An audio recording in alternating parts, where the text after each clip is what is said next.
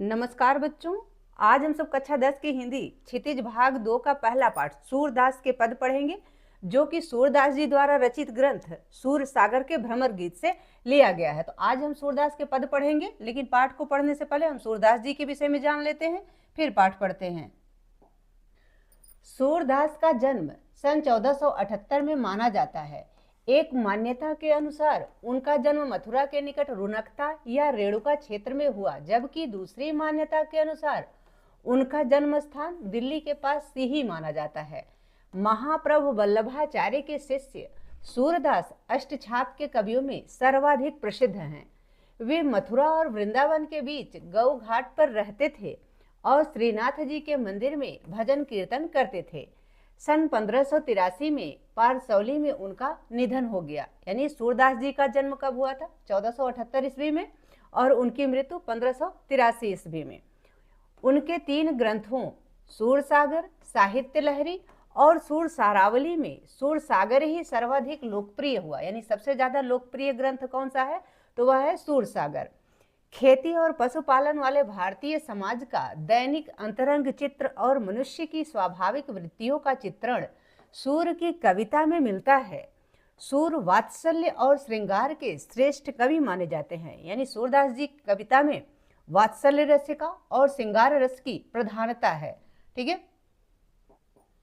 श्री कृष्ण और गोपियों का प्रेम सहज मानवीय प्रेम की प्रतिष्ठा करता है।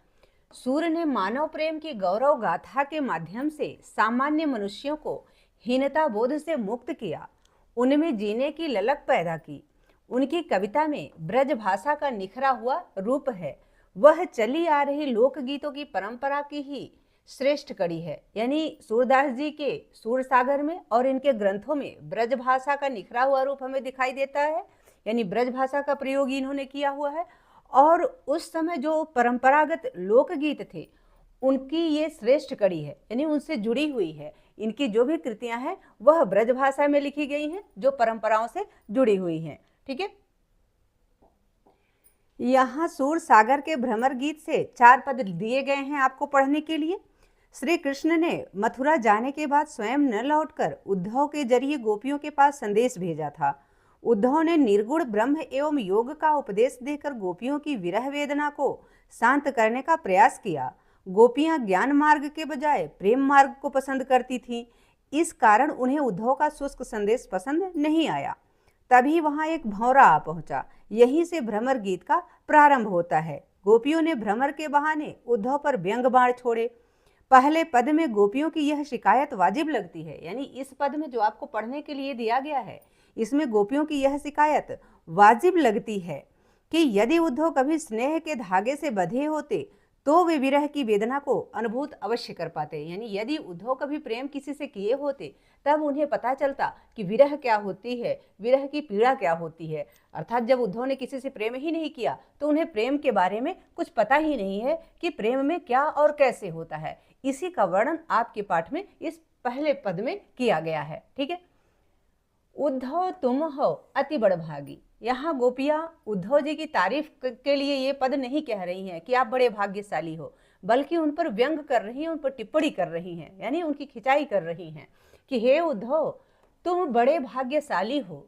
तुम हो यानी तुम हो अति बड़भागी। अति माने बहुत, बड़भागी यानी भाग्यवान। आप बड़े भाग्यवान हो, आप बड़े भाग्यशाली हो, क्योंकि अपरस रहत स्नेह तगाते नाहिन मन अनुरागी। क्योंकि आप श्री कृष्ण के पास रहकर भी अपरस रहत, आप अपरस यानी अछूते रह गए, स्नेह तगाते उनके प्रेम के बंधन में नहीं बंधे, ना ही मन अनुरागी, ना ही आपका मन उनके प्रेम के अनुराग में पड़ा, अर्थात ना ही आपका मन उनके प्रेम में पड़ा। इसलिए आप बड़े भाग्यशाली हो। यानी श्री कृष्ण के पास रहकर भी आप उनके प्रेम से अछूते रह गए, उनके प्रेम के बंधन में नहीं बने, उनके प्रेम में नहीं पड़े, इसलिए आप बड़े भाग्यशाली हो उद्धव जी। ऐसा गोपियां उद्धव जी पर व्यंग करती हैं और उनको कुछ उदाहरण भी देती हैं। यहाँ गोपियों का कथन यह है कि जिस श्री कृष्ण से यदि कोई एक पल के लिए भी मिल जाए तो वह उनके प्रेम में पड़े बिना नहीं रह सकता। ऐसे श्री कृष्ण के पास रहकर भी आप उनके प्रेम से अछूते रह गए, इसलिए उद्धव जी आप बड़े भाग्यशाली हो। उदाहरण क्या देती हैं कि आप उसी प्रकार से हो जैसे पुरैन पात रहत जल भीतर, तारस देह न दागी। जिस प्रकार कमल का पत्ता जल के भीतर रहता है, रहत जल भीतर, जल के भीतर रहता है, पुरैन पात यानी कमल का पत्ता, जिस प्रकार कमल का पत्ता जल के भीतर रहता है, सरोवर में रहता है, नदी में रहता है, फिर भी तारस देह न दागी, फिर भी उस पर, उस सरोवर के जल का, उस नदी के जल का कोई प्रभाव नहीं पड़ता, उस जल से वह अछूता रहता है, यानी जल में रहकर भी वह जल के प्रभाव से अछूता रहता है, उस पर कोई दाग नहीं लगता, कोई धब्बा नहीं लगता कमल के पत्ते पर, जबकि वह हमेशा जल में ही रहता है। तो आप भी ठीक उसी प्रकार से हो कि जैसे कमल के पत्ते पर जल का कोई प्रभाव नहीं पड़ता, उसी प्रकार आप भी श्री कृष्ण के पास तो थे, पास तो हैं, लेकिन आप पर उनका कोई असर नहीं हुआ है। और एक उदाहरण देती हैं कि ज्यों जल माह तेल की गागरे, बूंद न ताको लागी। आप उसी प्रकार से हो जैसे तेल की गगरी, आप उसी प्रकार से हो जैसे तेल की गगरी को यदि जल में डुबो दिया जाए या उस पर जल की छींटे लगा दिए जाए तो उस पर एक भी बूंद नहीं लगती हैं। यानी यदि आप तेल की मटकी को, जिस मटकी में तेल रखा जाता हो, गागरी का अर्थ होता है मटकी, तो जिस मटकी में तेल रखा जाता हो, यदि आप उसको जल में, पानी में डुबो देंगे तो वह पानी से निकल आएगी और उस पर कोई भी पानी लगेगा नहीं, बल्कि उस पर जो पानी लगा रहेगा वो फिसल जाएगा, टिकता नहीं है। तो वही गोपियां कह रही हैं कि आप तो तेल की गगरी के समान है, जो जल में यदि उसको डुबो दो या उस पर जल के छींटे मार दो तो उस पर बूंद न ताको लगी, तो उसकी एक बूंद भी, उस जल की एक बूंद भी उस तेल की गगरी पर नहीं ठहरती है, नहीं लगती है। ठीक उसी प्रकार आप हो जो श्री कृष्ण के पास रहते हुए भी उनके प्रेम से अछूते हो। आगे गोपियां कहती हैं, प्रीति नदी में पाँव न बोर्यो, दृष्टि न रूप परागी। कहते हैं कि हे उद्धव जी, आपने प्रीत नदी में अपना पैर भी नहीं डुबोया, यानी प्रेम की नदी में आपने अपना पैर भी नहीं डुबोया, बोर्यो यानी डुबोया, आपने अपना पैर भी नहीं डाला। दृष्टि न रूप परागी, और आपने अपनी दृष्टि भी उस प्रेम रूप पर नहीं डाला, यानी आपकी दृष्टि भी उस प्रेम रूप पर मोहित नहीं हुई। परागी का अर्थ होता है मोहित होना, मुग्ध होना। तो गोपियां कहती हैं कि आपने प्रेम की नदी में अपना पैर भी नहीं डुबोया, पैर नहीं डुबोया, नहीं डुबोया, आपने तो अपनी दृष्टि भी श्री कृष्ण के उस प्रेम रूप पर नहीं डाली, यानी आपके जो दृष्टि थी वह भी श्री कृष्ण के रूप से मोहित नहीं हुई, इसलिए आप बड़े भाग्यशाली हैं। आगे गोपियां कहती हैं कि अबला हम भोरी, गुर चाटी जो पागी। सूरदास जी कहते हैं कि गोपियां कहते हैं, हे उद्धव जी, हम अबला भोली भाली गोपियां, भोरी का अर्थ है भोली भाली, हम अबला भोली भाली गोपियां, हम नाजुक कमजोर भोली भाली गोपियां तो श्री कृष्ण के प्रेम में उसी प्रकार से पड़ गए हैं जैसे चींटियां गुड़ में पड़ जाती हैं। पागी का अर्थ होता है पड़ जाना। तो जिस प्रकार से चींटियां गुड़ में पड़ जाती हैं तो उनके तन से प्राण भले निकल जाए लेकिन उनका मन उस गुड़ से निकलने का नहीं करता है, ठीक उसी प्रकार हम भोली भाली गोपियां भी श्री कृष्ण के प्रेम में पड़ गई हैं। अब हमारे तन से हमारे प्राण भले से निकल जाए लेकिन हमारे मन से श्री कृष्ण नहीं निकल सकते हैं। इसलिए हे उद्धव जी, आप तो बड़े भाग्यशाली हो जो श्री कृष्ण के पास रहकर भी उनके प्रेम से अछूते हो। ठीक है, आगे देखते हैं दूसरा पद। दूसरे पद में गोपियां कहती हैं कि हे उद्धव जी, हमारे मन की अभिलाषाएं हमारे मन के बीच में ही रह गई। यह कहकर के वो श्री कृष्ण के प्रति अपने प्रेम को स्वीकारती हैं कि वो श्री कृष्ण से कितना प्रेम करती हैं।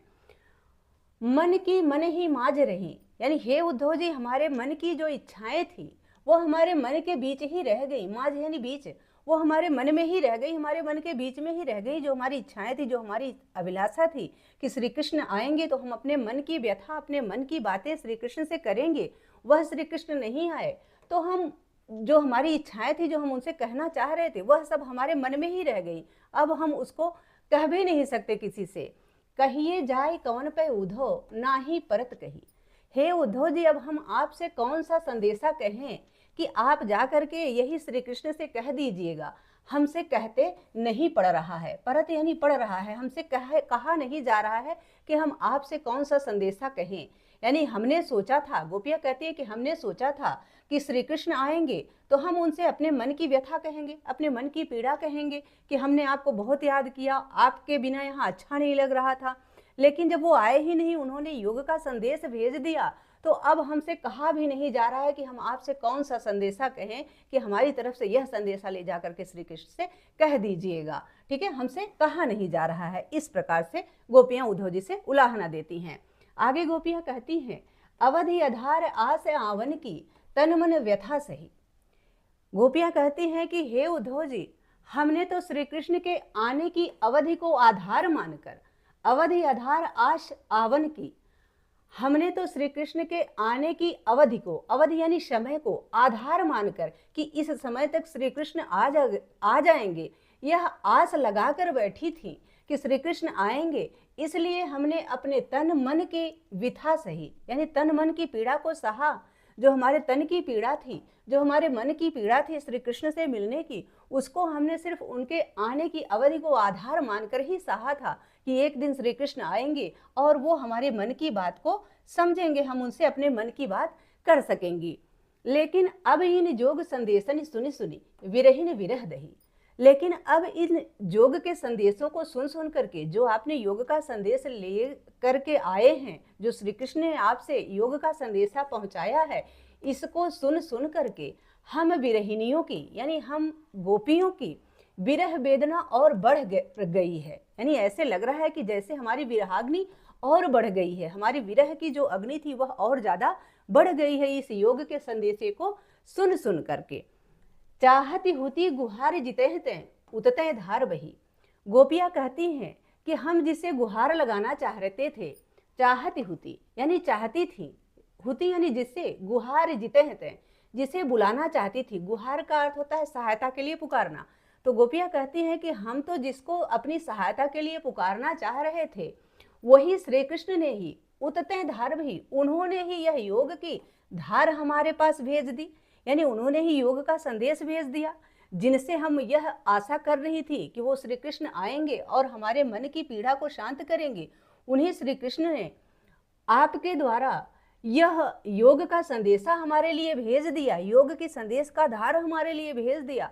इसलिए अब हमको समझ में नहीं आ रहा है कि हम किसको अपनी सहायता के लिए पुकारें। सूरदास से अब धीर धरें क्यों, मर ज्यादा न लही। सूरदास जी कहते हैं कि गोपियां उद्धव जी से कहती हैं कि हे उद्धव जी, अब हम धैर्य किस लिए धारण करें, अब धीर धरें क्यों, अब हम गोपियां धैर्य किस लिए धारण करें। अब तक तो हमने श्री कृष्ण के आने की अवधि को आधार मान करके धैर्य धारण किया था और अपने तन मन की पीड़ा को सहा था। लेकिन जब श्री कृष्ण ने योग का संदेशा आपसे भेज दिया है, तब अब हम किस लिए धैर्य धरें, किसके लिए धैर्य धरें। अब तो हमसे मर्यादा भी नहीं रखी जा रही है, यानी अब जो धैर्य नहीं रखा जा रहा है, बल्कि हमारी मर्यादा भी हमसे छूट रही है। जो हम सोचे थे कि श्री कृष्ण के अलावा किसी और से अपने मन की बात नहीं कहेंगे, तो ऐसा लग रहा है कि अब हम आपसे अपने मन की पीड़ा कह देंगे कि श्री कृष्ण ने हमारे साथ अच्छा नहीं किया, हम तो उनकी राह देख रहे थे और उन्होंने योग का संदेशा भेज दिया, इसलिए उन्होंने अच्छा नहीं किया। इस प्रकार से गोपियां यहाँ पे उद्धव जी से उलाहना देती हैं, अपने मन की व्यथा कहती हैं कि अब हमसे ऐसा लग रहा है कि मर्यादा भी नहीं रखी जाएगी। ठीक है, आगे तीसरा पद है। तीसरे पद में गोपियां श्री कृष्ण को हारिल पक्षी की लकड़ी के समान बताती हैं और उद्धव के द्वारा लाए गए योग संदेश को कड़वी ककरी के समान बताती हैं। इस प्रकार से वो बताती हैं कि आपका योग संदेश हमारे लिए किसी अर्थ का नहीं है और श्री कृष्ण तो हमारे लिए हारिल पक्षी के समान हैं। तो चलिए इस पद को पढ़ते हैं। हमारे हरि हारिल की लकड़ी, मन क्रम वचन नंद नंदन उर, यह दृढ़ करी पकड़ी। गोपियां कहती हैं कि हे उद्धव जी, हमारे लिए तो हरि अर्थात श्री कृष्ण हारिल की लकड़ी हैं, यानी हारिल पक्षी की लकड़ी के समान है। हारिल एक पक्षी होता है कबूतर की प्रजाति का, जो अपने पैरों में हमेशा एक लकड़ी दबाए रहता है, यानी हर पल वह एक लकड़ी को दबाए रखता है, इसीलिए यह लोकोक्ति बन गई है हारिल की लकड़ी, यानी हारिल पक्षी अपने पैरों से लकड़ी को छोड़ता नहीं है। तो वही गोपियां उदाहरण देते हुए कहती हैं कि श्री कृष्ण तो हमारे लिए हारिल पक्षी की लकड़ी के समान है। जिस प्रकार हारिल पक्षी अपने पैर में जो लकड़ी दबाए रखता है उसको छोड़ता नहीं, उसी प्रकार हम भी श्री कृष्ण के प्रेम में पड़ गई हैं, इसलिए अब भी हम भी श्री कृष्ण को छोड़ने वाले नहीं हैं। मन क्रम वचन नंद नंदन उर, यह दृढ़ कर पकड़ी। हमने अपने मन से, क्रम से यानी कर्म से और वचन से नंद नंदन को यानी श्री कृष्ण को अपने उर में यानी हृदय में बसा लिया है। यह दृढ़ कर पकड़ी, बसा करके बहुत दृढ़ता पूर्वक यानी बड़ी मजबूती से पकड़ लिया है। हमने नंद नंदन को अपने मन से, कर्म से और वचन से अपने हृदय में बसा लिया है और उन्हें बड़ी दृढ़ता पूर्वक, बड़ी मजबूती से कस करके पकड़ लिया है, इसलिए अब हम उन्हें छोड़ने वाले नहीं हैं। आगे कहती हैं, जागत सोवत स्वप्न दिवस निसे, कान्ह कान्ह जगरी जकरी। गोपियां कहती हैं कि हे उद्धव जी, हम गोपियां तो जागते हुए, सोते हुए, स्वप्न में, दिन में, रात में, हमेशा यानी सुबह शाम 24 घंटे, चाहे हम जगें, चाहे सोएं, चाहे स्वप्न देखें, चाहे दिन हो, चाहे रात हो, हमेशा कान्ह कान्ह जकरी, कान्हा कान्हा ही जपती रहती हैं, कान्हा कान्हा ही पुकारती रहती हैं, रटती रहती हैं। इसलिए हम श्री कृष्ण से अलग होने वाली नहीं हैं। सुनत जोग लागत है ऐसो, ज्यों करुई ककरी। हे उद्धव जी, आपके द्वारा लाया हुआ यह योग का संदेश सुनने में ऐसा लग रहा है जैसे करुई ककरी, जिस प्रकार से कड़वी ककड़ी होती है, खाई नहीं जा सकती, उसी प्रकार आपका यह योग संदेश भी हमें लगता है जो हमसे नहीं हो पाएगा। यानी हम योग का संदेश पालन नहीं कर सकते। आपके योग का जो आप योग संदेश हमें दे रहे हैं, हम इस योग संदेश को अपने जीवन में नहीं उतार सकती हैं। यानी इसका पालन, योग का पालन हमसे नहीं हो पाएगा। यह तो हमारे लिए कड़वी ककरी के समान है। आगे कहती हैं, सूतो व्याधि हमको ले आए, देखी सुनी न करी। कहते हैं, गोपियां कहती हैं कि हे उद्धव जी, उन्होंने तो आपके द्वारा हमारे लिए एक व्याधि हमारे लिए पहुंचा दी है। आप तो सूतो व्याधि हमको ले आए, आप तो हमारे लिए एक व्याधि लेके आए हैं, यानी एक पीड़ा पहुंचाने वाला साधन लेके आए हैं, एक बीमारी लेके आए हैं। व्याधि का अर्थ होता है बीमारी, पीड़ा पहुंचाने वाला। तो वही कहती है कि आप तो हमारे लिए एक पीड़ा पहुंचाने वाला साधन लेकर के आए हैं, जिसको हमने न देखी, न सुनी, न करी। न तो कभी देखा है, न ही इसके बारे में इससे पहले कभी सुना है, और ना ही इसको कभी किया है। यानी यह जो योग का संदेश आप हमारे लिए लेकर के आए हैं, यह तो हमारे लिए एक बीमारी की भांति है, पीड़ा पहुंचाने का एक साधन है। इस साधन को हमने इससे पहले ना तो देखा था, ना सुना था, और ना ही किया था, इसलिए यह हमारे लायक नहीं है। यह तो सूर तिन्हे ही लय सौंपो, जिनके मन चकरी। गोपियां उद्धव जी से कहती हैं कि हे उद्धव जी, आप यह योग का संदेश तो ले जाकर के उनको ही सौंपिए, यानी उनको ही दीजिए जिनके मन चकरी, जिनका मन हर तरफ दौड़ता रहता है, यानी अस्थिर है, जिनका मन स्थिर नहीं है, उनको ले जाकर के आप इस योग के संदेश को दीजिए। क्योंकि योग सिर्फ अपने मन को नियंत्रित करने के लिए किया जाता है, अपने मन के ऊपर अपना काबू करने के लिए, अपने मन पे कंट्रोल करने के लिए योग किया जाता है।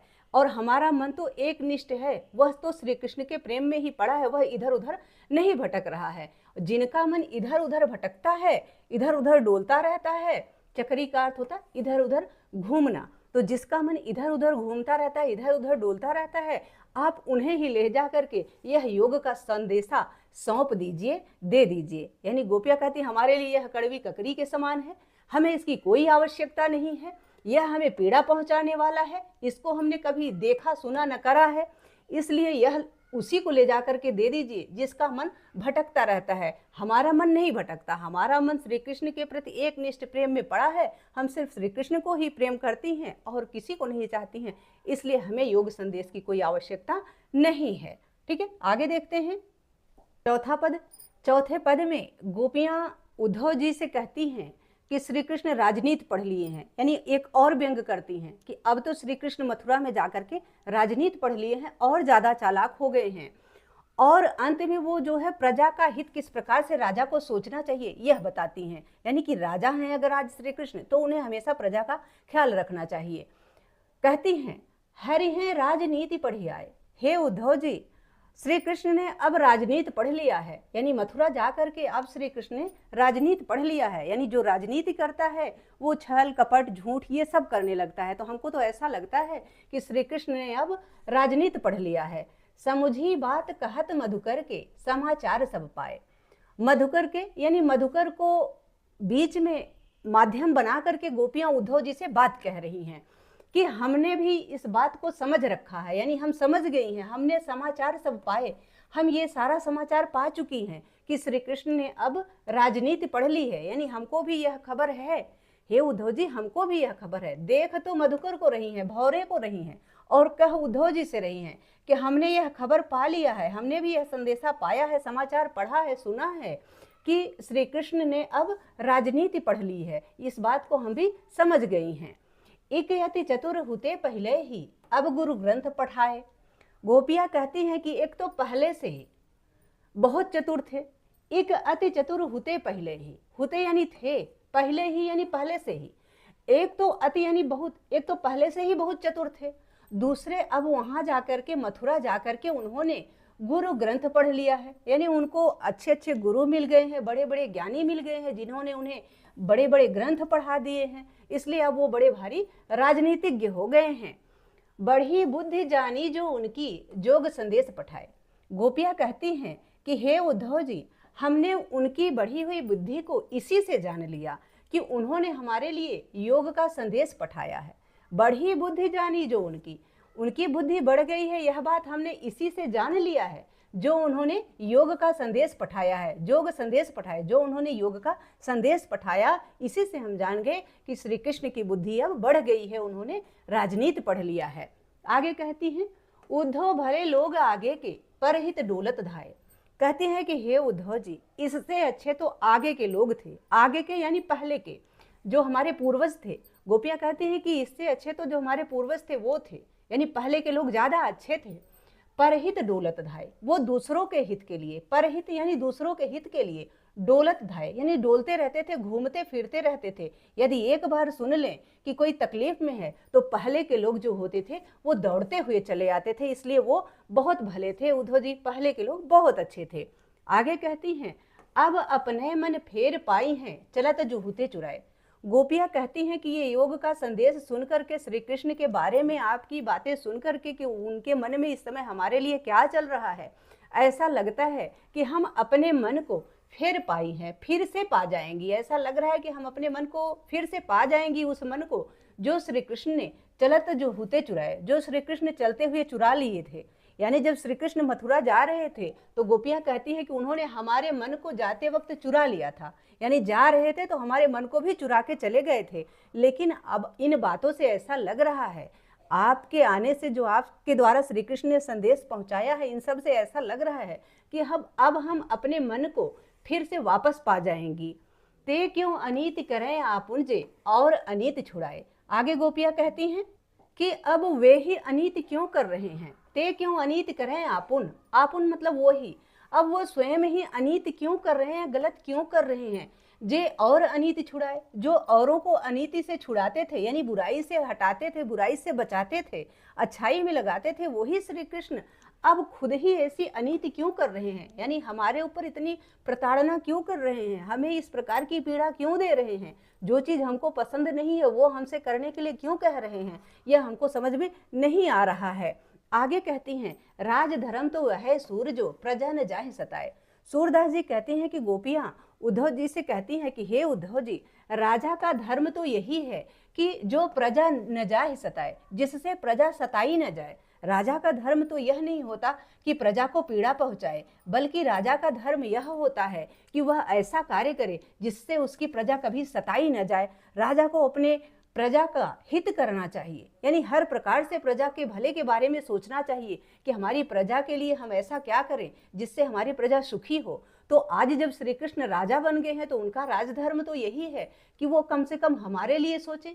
ऐसे नहीं सोच रहे हैं, एक प्रिय की तरह से नहीं सोच रहे हैं, तो कम से कम एक राजा की भांति राजधर्म तो निभाएं। हम उनकी प्रजा हैं, हम उनके अधीन हैं, तो वो हमारे सुख के बारे में तो सोचे, हमको किस चीज से कष्ट होती है कम से कम वह तो हमारे साथ ना करे। ऐसा गोपियां उद्धव जी से कहती हैं। ठीक है, आशा है कि यह पाठ आप सबको बहुत अच्छे से समझ में आ गया होगा। अब हम इसका अभ्यास कार्य अगली वीडियो में कवर करेंगे। यदि वीडियो से संबंधित या पाठ से संबंधित कोई सुझाव हो या आपकी कोई क्वेरी हो, प्लीज कमेंट बॉक्स में अवश्य लिखिएगा। वीडियो पसंद आए तो इसको लाइक करें, शेयर करें, चैनल पर नए हैं तो प्लीज इसे सब्सक्राइब अवश्य करें। बहुत बहुत धन्यवाद।